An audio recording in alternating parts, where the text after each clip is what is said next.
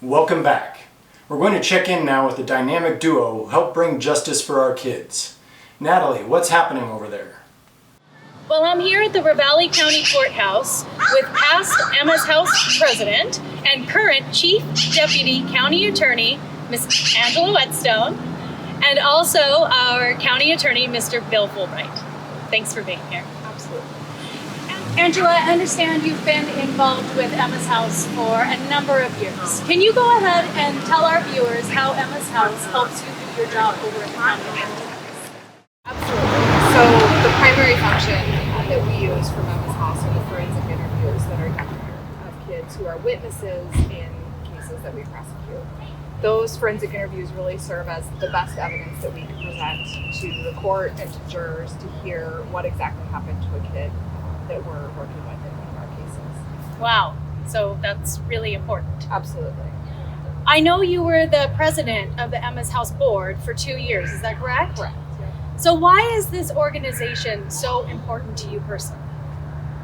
The biggest reason that I want to be involved in Emma's House and continue to be involved is that it facilitates and helps kids that are in our community. And so unlike some nonprofits, the kids that we're serving with Emma's House are actually local kids here to Ravalli County, and I find great value in being able to help them and their families through these processes. And that is so important. We thank you, especially for giving up all that time to serve on the board for 2 years. Bill, would you share with us your favorite success story of how Emma's House helped a child in need? Certainly, Emma's House has had a huge impact on the community, on the children in our community. Pick one out of the many stories. It's difficult. What comes to mind is the young lady who was the last in a number of children who have been abused by an individual, and the youngest of all of them, and yet she was the one that had the courage to step forward. And when she did, it took an extensive interview at Emma's House to finally let her feel comfortable enough to let that come out. And not only in the sense of stopping that person continuing to harm children, because that's how it started the prosecution, but it had this ripple effect where the counseling, the follow-up, all that came together with a young lady who came from a difficult background, and she was able to get that support. And then it just started rippling out as other victims were uncovered and found. And they too were able to be brought into the fold, so to speak. It was a marvelous success story. That's an incredible story. Thank you for sharing, Bill. Thank you. And thank you both for being here with us today, taking the time out of your busy schedule. Well, there you have it, folks. More proof that Emma's House is providing such a valuable resource to our local community. Remember, donate, donate, donate. Even the smallest amount will help them continue their amazing work.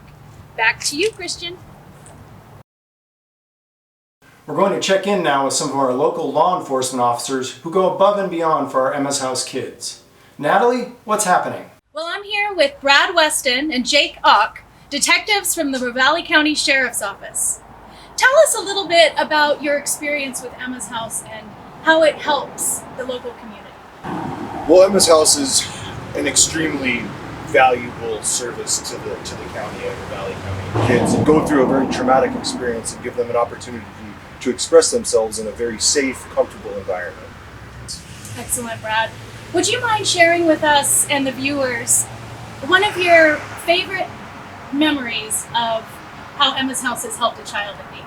Yeah, absolutely. I can't come up with one that's very specific, but I can't tell you the countless number of great success stories that have come out of Emma's House.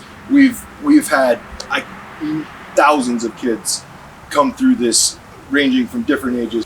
They've been able to provide a great story, and without Emma's House, a lot of times we wouldn't be able to get successful prosecutions without them kids feeling comfortable in talking about the traumatic experience that they've gone through. That's excellent, Brad. Jake, is there anything that you'd like to tell us about Emma's House that might help our viewers in the local community understand the connection that helps law enforcement as far as Emma's House is concerned? Absolutely. Emma's House gives these kids a voice. they're going through so much. They went through so much. That's why they're here. And the voice that Emma's House gives these kids is just amazing. As soon as they walk in the door, they're welcome. Everything from Twyla to all the staff here, they're given a voice and they're recognized for who they are and just loved. And it's just an amazing thing. And it's so valuable to this community and these kids who are involved here. That is so valuable. Like you said, I can't even imagine what it was like when they didn't have the in-between with Emma's House to help them, and how scary it must have been. Exactly. Well, thank you for your time, gentlemen. Thank you. Thank you. These gentlemen have provided us with more proof that Emma's House provides an incredible resource that fulfills a need within our local community and law enforcement. If you're able and haven't donated yet, please consider giving what you can to allow Emma's House to continue its valuable work. So let's switch gears here a bit. We've already spoken with representatives from law enforcement and the legal aspect as far as Emma's House is concerned. There's one more piece to this puzzle, and that's our counseling and interviewing services. Let's get to know them a little bit. Natalie, are you there? Yes, I'm here with Rebecca Mann and Sarah Lidstrom, counselor and Emma's House nurse. Rebecca, I understand you've been involved with Emma's House for a number of years. Can you share with us one of your more uplifting experiences working with our program? Yes, absolutely. I think something that I would share that is uplifting is that I've had the experience of having young people disclose to me something that was happening to them. And they got to go through the interview process with Emma's House to feel absolutely safe to share what has happened and be able to have that stop and then go on to have the legal process be successful and tell their offender how they felt in the process. That's incredible. Sarah, can you tell us a little bit about the importance of the medical exam?